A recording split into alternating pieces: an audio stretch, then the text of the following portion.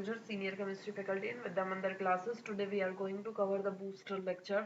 This is the lecture 1, and in this lecture we are basically discuss the detection of the gases, and in that cases we are going to discuss about the hydrogen gas, right? कि how to detect the hydrogen gas. तो अगर बेटा मैं तुम्हारे साथ में बात करूं कि how to detect the hydrogen gas, तो तुम मुझे कहोगे सबसे पहले मेरा काम आता है हाइड्रोजन गैस को डिटेक्ट करना, हाइड्रोजन गैस का डिटेक्शन करना। अब हाइड्रोजन गैस को डिटेक्ट करने से पहले सवाल ये उठता है कि हाइड्रोजन गैस आती कहाँ से है, राइट? कि हाइड्रोजन गैस निकलती कहाँ से है। तो सबसे पहले मैं बात कर लेती हूँ, तो तुम लोगों ने पढ़ा होगा एसिड बेस वाले चैप्टर में कि मेटल जब तुम्हारे एसिड के साथ में रिएक्शन करती है तो क्या देता है बेटा, हाइड्रोजन गैस रिलीज होती है, प्लस में एक सॉल्ट बनाता है। तो कुछ रिएक्शंस मैं यहाँ पे डिस्कस कर लेती हूँ, उसके बाद में हम लोग हाइड्रोजन गैस को डिटेक्शन कैसे करते हैं वो भी पता चल जाएगा। अगर मैं यहाँ पे बेटा मेटल ले लूं सोडियम, सोडियम के साथ में मैंने एसिड को ही ले लिया HCl। अब इससे HCl के साथ में सोडियम रिएक्ट करेगा तो व्हाट विल हैपन, सोडियम एक रिएक्टिव मेटल है, HCl के साथ में रिएक्शन करेगा तो हाइड्रोजन गैस रिलीज होगी, प्लस में सोडियम और ये this chlorine will combine together and will form the sodium chloride. इसका नाम है बेटा sodium. This you need to remember कि कैसे रिएक्शंस को लिखा जाता है। पहले उसको पूरा सिंबॉलिक फॉर्म में लिख दिया जाता है, फिर उसके बाद उनके नेमिंग की जाती है। तो सोडियम मैंने यहाँ लिख दिया, this is hydrochloric acid, this is hydrochloric acid and here is the hydrogen gas, मैं कह सकती हूँ हाइड्रोजन गैस इज देयर। और ये सोडियम क्लोराइड है ना, तो इसे कहा जाएगा सोडियम क्लोराइड।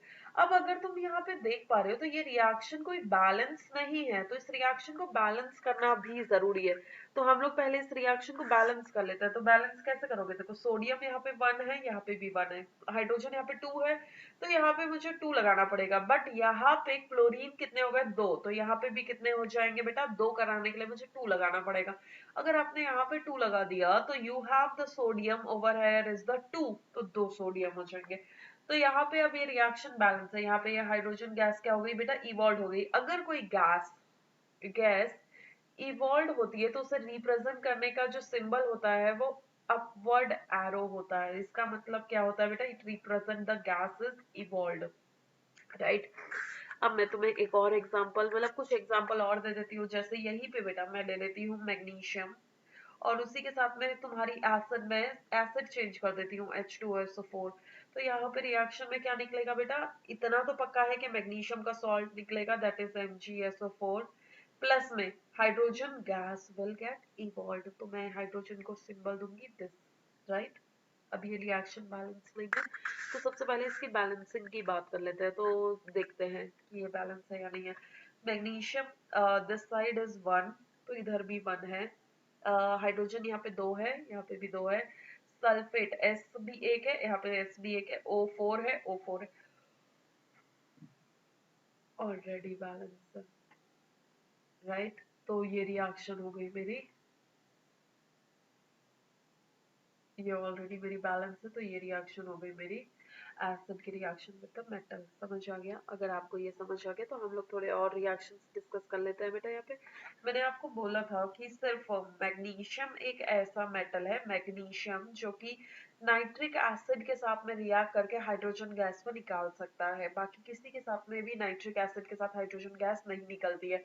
तो यहाँ पे बन जाएगा बेटा मैग्नीशियम नाइट्रेट। मैग्नीशियम नाइट्रेट का फॉर्मूला कुछ ऐसे होगा, राइट? मैं थोड़ा सा और इसे साफ सुथरा लिख दूं, this is clean, right?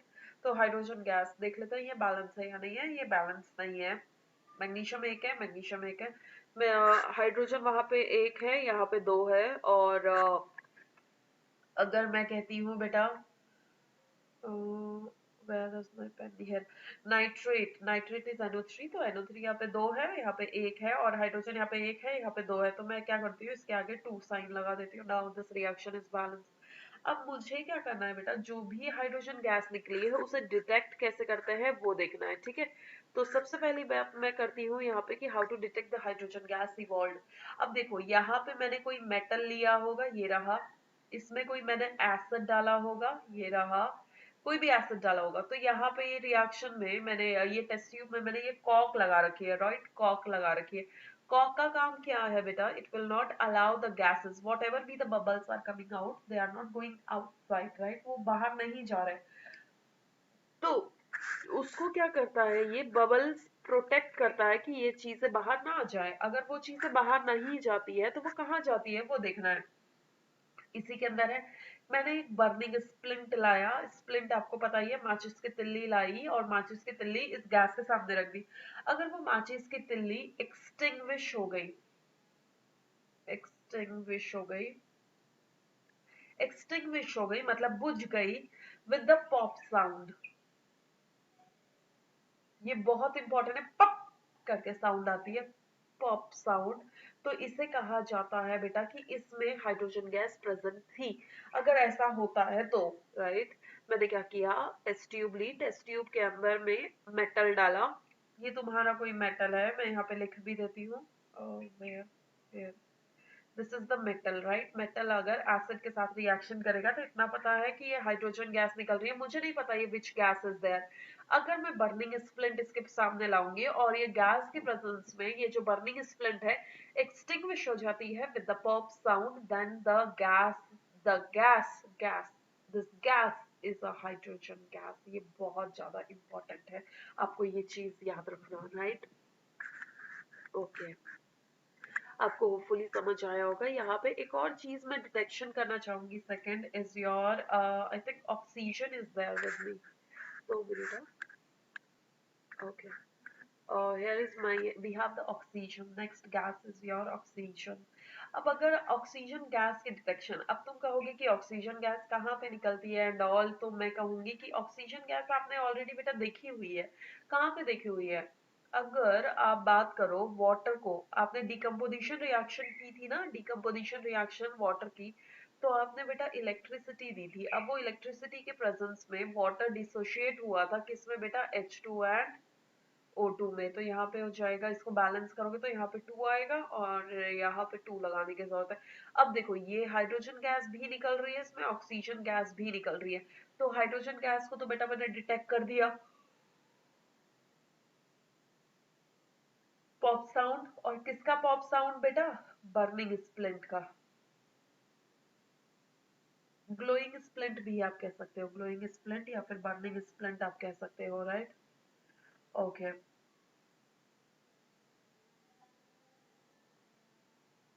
Now अब ऑक्सीजन गैस को मुझे डिटेक्ट करना है, तो ऑक्सीजन गैस को डिटेक्ट कैसे करते हैं वो देख लेते हैं हम लोग।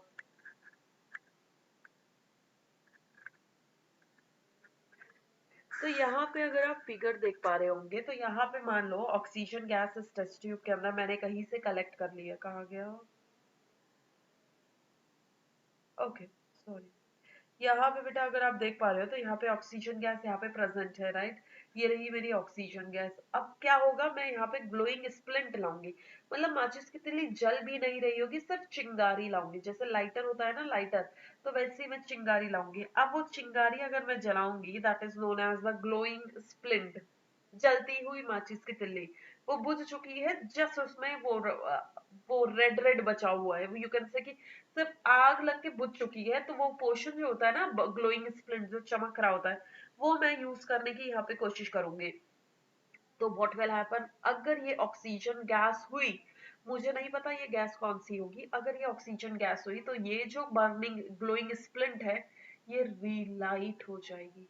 रीलाइट का मतलब है दोबारा से जल जाएगी, this burning splint will relight, okay, this burning splint will relight is known as the,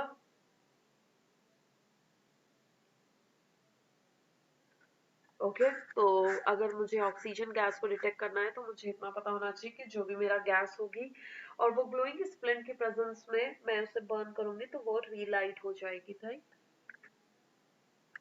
next, okay, I have a carbon dioxide, तो कार्बन डाइऑक्साइड मैं जरा यहाँ बता देती हूँ पहले।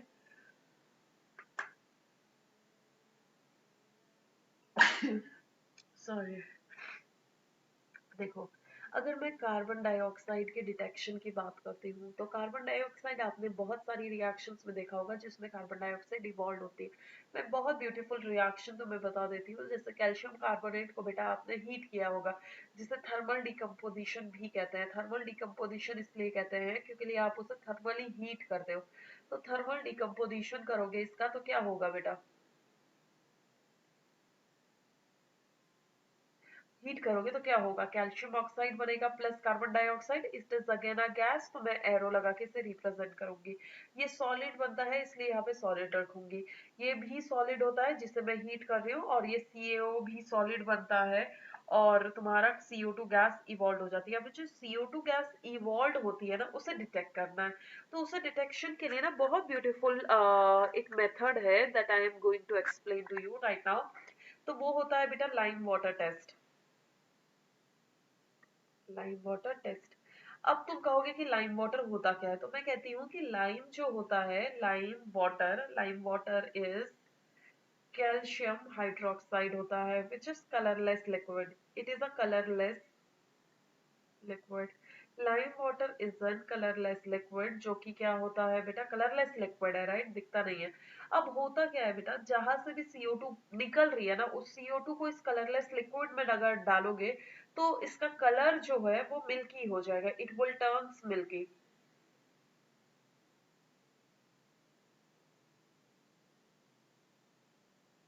राइट। मैं क्या कहना चाह रही हूँ कि जो भी तुम्हारा लाइम वाटर है, लाइम वाटर के अंदर में lime water is known as the calcium hydroxide, which is a colorless liquid. If the CO2 is passed through that liquid, it will turn milky. अब तुम कहोगे कैसे, तो मैं कह देती हूँ ऐसे कुछ। देखो ये जो है बेटा, ये वाला तुम्हारा this is known as lime water. अगर तुम देख पा रहे होंगे तो लाइम वाटर क्या है बेटा, ये एकदम कलरलेस है ना, दिस इज कलरलेस। अब धीरे धीरे अगर तुम इसमें CO2 को पास करोगे, ये CO2 के, ये अगर तुम देख पा रहे हो ये एक रॉड जा रही है, ये देखो ये रॉड टाइप से, जिसके अंदर से मैंने CO2 पास करनी है। रिएक्शन कहीं पे भी हो रही होगी, इसमें से CO2 पास की। अब CO2 अगर मैं इसमें से पास करूंगी तो ये तुम्हें दिख नहीं रहा होगा, धीरे धीरे क्लाउडी होता जा रहा है।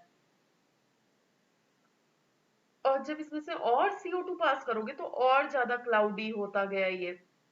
तो मतलब हुआ क्या है बेटा, यहां से यहां तक में परिवर्तन क्या हुआ है वो परिवर्तन मुझे जानना है, राइट। ये परिवर्तन देखो, यहां से ले तक यहां तक का परिवर्तन, that is basically, okay okay okay 2 minute, this is basically lime water turns milky. Lime water turns milky is a detection of your this thing, uh, carbon dioxide. अब यहाँ पे ये रिएक्शन यहाँ पे नहीं रुकती है, तो मुझे रिएक्शन लिखनी पड़ती है बेटा। तो कैल्शियम हाइड्रोक्साइड के अंदर में अगर तुम CO2 डालोगे, तो यही तो कर रही हूँ मैं, यही तो मेरा लाइम वाटर है बेटा। लाइम वाटर के अंदर में अगर मैं कार्बन डाइऑक्साइड डालती हूँ तो होता क्या है वो समझो, समझने की कोशिश करो। कैल्शियम CO2 के साथ मिलके बेटा कैल्शियम कार्बोनेट बना लेता है, और प्लस में वाटर गेट फॉर्म्ड। वाटर तो अब लिक्विड की फॉर्म में बनेगा इसलिए उसे L लिखा जा रहा है। कैल्शियम कार्बोनेट अगर तुम देख पा रहे हो यहाँ पे मिल्की है, मतलब वो सोल्यूबल नहीं है, तो वो मतलब सॉलिड बन रहा है। या फिर मैं इससे लिख सकती हूँ डाउनवर्ड PPT। अगर मेरी गैस निकल रही थी, अभी मैंने कहा उसे अपवर्ड एरो। अगर मेरा कोई इनसोल्यूबल सॉलिड बन रहा है, इनसोल्यूबल अगर कोई मेरा सॉलिड बन रहा है, तो उसे कैसे दिखाऊंगी बेटा, मैं डाउनवर्ड एरो से दिखाऊंगी। तो क्या आपको ये बात समझ आती है? तो ये चीज है जो मिल्की है ना बेटा, वो ये चीज है, तो ये मुझे याद रखना है, ठीक है। ओके, तो रिएक्शन भी आपको होपफुली समझ आ गई होगी, एक बार दोबारा देखिएगा आपको समझ आ जाएगी, right. Okay guys, thank you so much.